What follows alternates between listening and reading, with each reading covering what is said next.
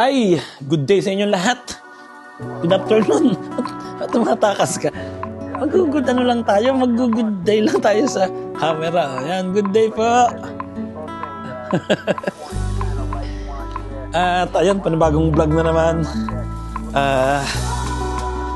Update muna tayo dito sa bahay. Na si Mrs. may ano pa, lagnat pa. And as usual, maraming labahin. Ayan si Mrs. Oh. May sakit pa siya. Ayan na. Nilagnat ka pa, Ching, ngayon? Anong gusto mo, noodles? Ano na lang, beef mommy, okay? Ano noodles? Yung noodles lang na normal. Okay. At si Kuya may magandang balita. Bali nag-i-exam na siya ngayon. Patatlo na yung ginawa niya ngayon. And yung unang exam niya ilan nakuha mo nung prima exam eh? 29. Isa lang ang mali. 29 out of 30. And yung pangalawa? Ano yun? 26 yung tanong. 24. Pensaba que el Fatol 24. Okay. Tapos nung pangalawa, 24. Tapos nung pangatlo, nitong last, 26. Diba? So, ayun, pag ginalingan niya pa ng lalo sa school, meron siyang, magkakaroon siya ng, kung tawagin dito, anong tawag doon? Borsa de Studio? Borsa de Studio. Ibig sabihin nun, parang bibigyan siya ng gobyerno ng babayaran siya ng mga nagastos mo. Yun ba yun? Para kay Fagato. Yun. Bibigay sa kanya yung mga binayaran niya sa school. So, galingan mo lang. At itong bunso namin, galing sa naman to. Super busy kami, di ba? Ayan galing naman siya sa practice ng basketball. At ayun, nag-request nga si Mrs. ng ano pala yung gusto niya? Noodles lang. Akala ko naman gusto niya ng mga mami. Yun, yung mga beef mami, magluluto sana ako. Mahirap naman kasi pag nagluto ako nun, yung mga bata hindi masyado nakain nun. Kaya ang gagawin ko na lang, si Mrs. na lang yung pagluluto ko ng noodles. And isip na lang ako kung anong kakainin namin ngayong araw na to. Ang dami pa natirang isda eh. Ayan tingnan nyo namin natirang isda. Siguro, pasta na lang siguro. Second plate na lang yung isda. So, yun. Gawa muna ako ng aking merienda. Naghiwa ako ng mga salami. Yan, salami with tartufo o trapos. Tsaka yung salaming normal. Pinaghalo ko na para iba-ibang lasa, di ba? Yan. Gawa lang tayo ng ganan. Ipalaman lang natin yan. Sobrang dami ko yatang natadtad pero okay lang yan. Mas madami, mas masarap yan. Ayan. Okay na yan. Tapos, lagyan naman natin ng cheese sa ibabaw. Ayan, ready na. Ito yung ginawa kong tinapay na may salami. At lagyan natin yan ng mozzarella. Diba? Ayan, ganito yung tinapay dito sa Italy. Matigas. Cheers tayo. Wow.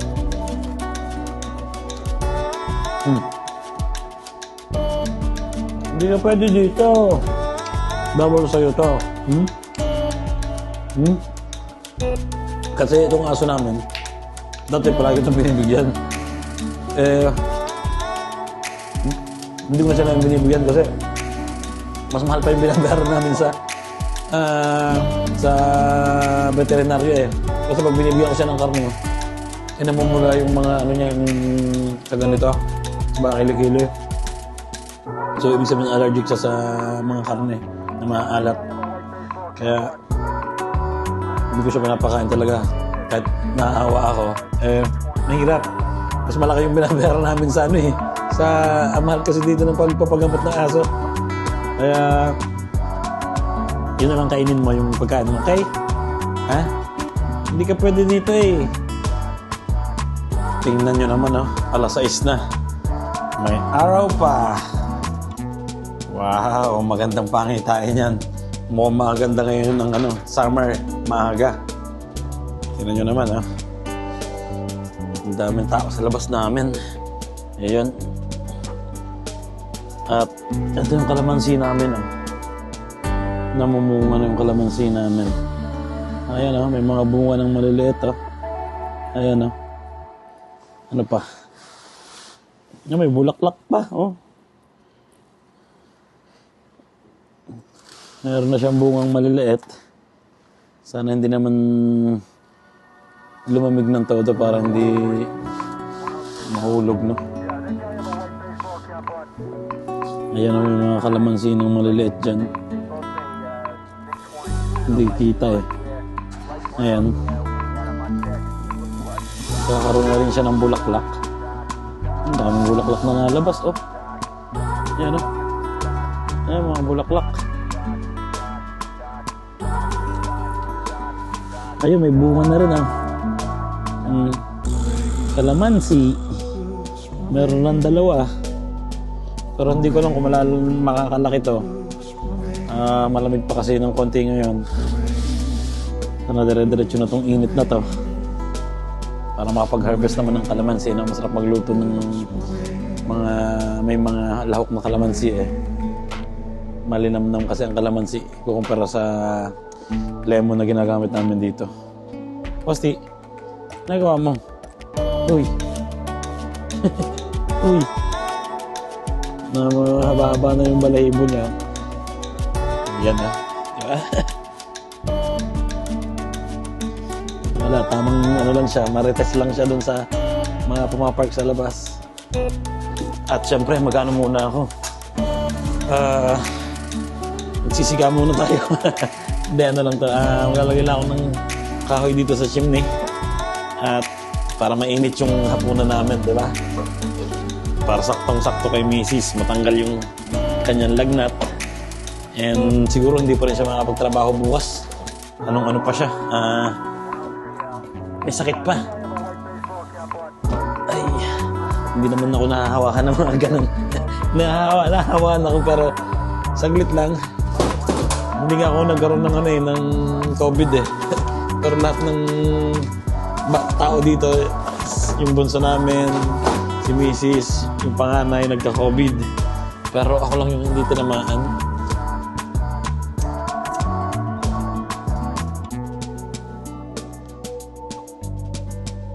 Ayan, di ba? Nalalagay natin ito sa ibabaw. Sa ibabaw. Sa ilalim. Pag nalagay ko ito sa ibabaw, hindi masusunog ito. Ayan. And mamaya mainit na yan. So, iwanan ko na to. At automatic naman mamaya. May apoy na yan na malaki. Punta muna ako sa, ito lang naman yun, sa baba namin. Bibili lang ako ng noodles na gusto ni Mrs. Puso daw ngayon yung sakit dito sa Italy. Kasi nga, parang nagpapalit na ng season. Nagiging na spring. So, yan siguro yung resulta, di ba? Nagkakaroon ng sakit yung mga tao.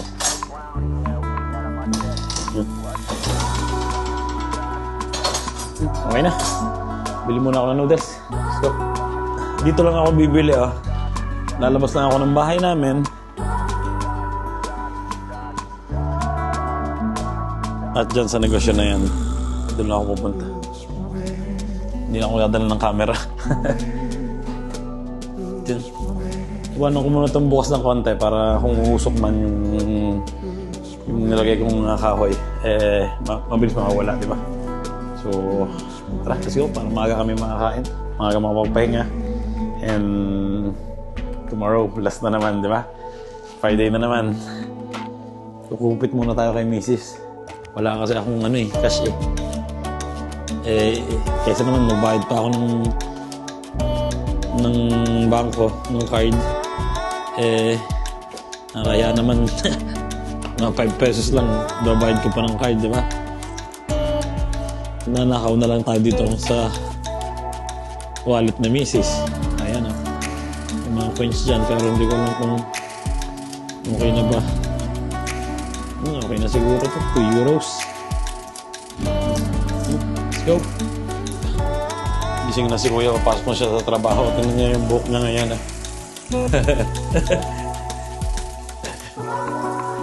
Hey. Nagpakulot siya ng isang araw. Ayan. Mga iba naman daw. Punta muna tayo sa baba. Para bumuli ng noodles.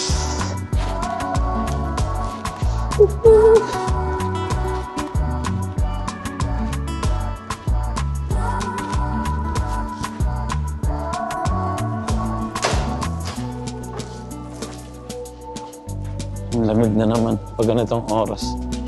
Kaya nagkakasakit yung mga tao.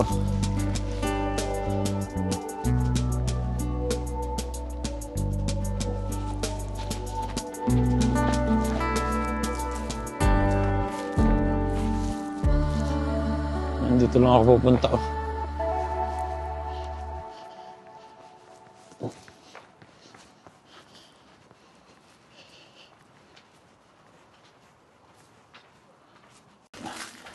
Ayun, nakabili na ako ng noodles ni Mrs. Bumili rin ako ng sili. Wala kaming siling stock eh. Ayan. Nanghang.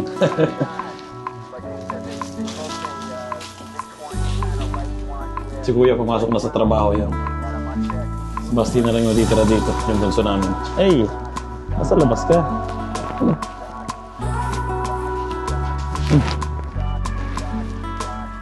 Ayun, nagsasaing na ako. Ayan. Dalawang ano lang yung niluto ko. Dalawang kakal.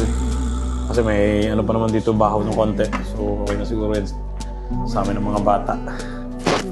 At luto muna ng noodles ni Mrs. Pasensya na kayo, medyo makalat yung aming kusina ngayon. Mamaya-maya pa yan lilinisin. Ayan, okay na. At naghihintay na rin tong isang to. Ayan o. Ito yung pagkain niya. Ito yung pagkain niya. Posti, kain ka na. Okay. Brava. Maya-maya pa yung kakain. Kung may belo pa yan. At ayun, nakakita ko ng ulamin ng mga bata sa freezer. Meron pala kaming stock na lechon. Ayan Wow. Ininit ko na lang sa air fryer para madali. Bahaw na lechon, di ba? Plus bahaw na kanin. Tapos yung kakainin ko, bahaw na isda. Yung pahapon, salmon. Ayun, nakakulo na rin. Kasi walang kumain ito kanina. So, kailangan kainin. Hindi, matatapon lang, di ba? At ayun, puro bahaw yung kakainin natin ngayon. Misis, pinagluluto ko na ng noodles niya. Ayan, tagal kumulo. Pero okay lang yan. Tay-tay lang natin. Pero may sinaing naman ako para sa mga bata. Di ba? Mamaya. Ayan. At okay na rin yung apoy, di ba? Hindi na mausok. Ayan na. Init na. Ayusin natin. Yan.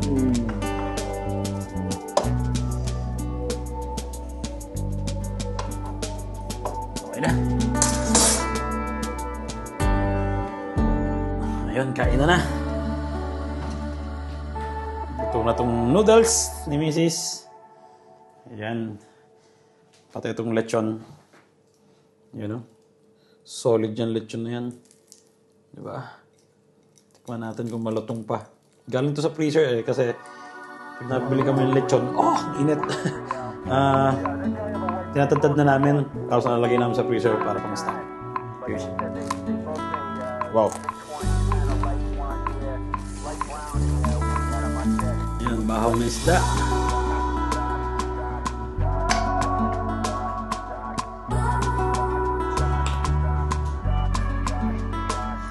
Bahaw na kanin na may tutong. Sarap lang pag may isda, di ba? Yan, kain na.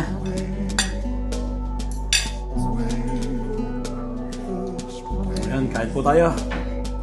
Hindi tayo mawawalan ng sili. Let's go. Hindi manghang eh. Mga gitna kasi manghang eh. Yung manghang tong sili na to. Hindi ko pa na nararamdaman yung anghang, nakakalahati na ako. Walang anghang tong siling to.